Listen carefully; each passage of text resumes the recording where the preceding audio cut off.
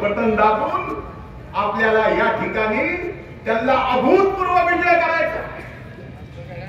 एखाद्याला किती मस्ती असावी,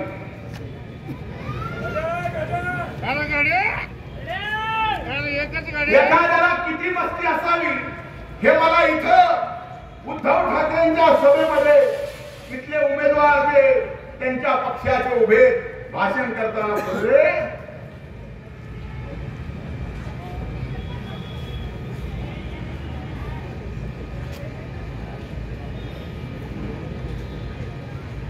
की म्हणजे मोदी जरी मला पाळायला तुम्ही पडू शकता. आणि इथं मायबाप जनता तुला पाळायला समर्थ आहे, तू कशाला मोदीच्या नादाला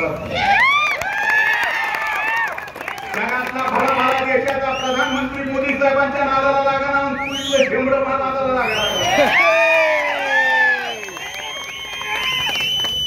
कुणासमोर ज्यांच्या पक्षाचे तुकडे तुकडे झाले. आम्हाला कळालं की आमचं दैवत आदर स्थान पवार साहेबांची सुद्धा इथं सभा झाली. मला या दोघांचा मेळच कळत.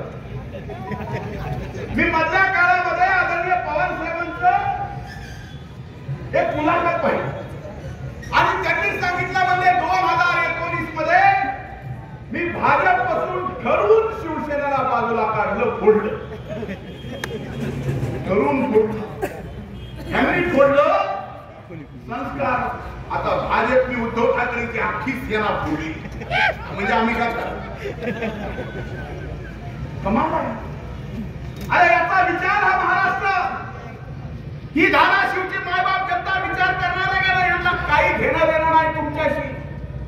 यांना घेणं देणं उद्धव ठाकरेंना फक्त आदित्यशी आणि पवार साहेबांना कुणाशी घेणं देणं हे मी माझ्या तोंडून सांगायची गरज आहे.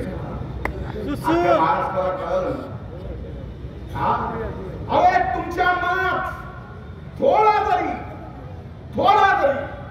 आपल्या जिल्ह्याचा आपल्या मातीचा मान असेल, तुमच्या शरीरामध्ये जर हृदय असेल, तुमच्या शरीरामध्ये त्या हृदयाला जर संवेदना असतील, तर माझं एकच सांगणं आहे की जे जे इथल्या विद्यमान खासदाराच्या प्रचाराला आलं त्यांनी आपल्या लेकीचा बारामतीमध्ये कसा अपमान केला याचा थोडा तरी मनात राग येईल का नाही?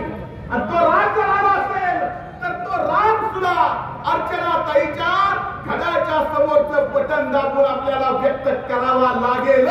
त्याच्याशिवाय नीट होणार नाही.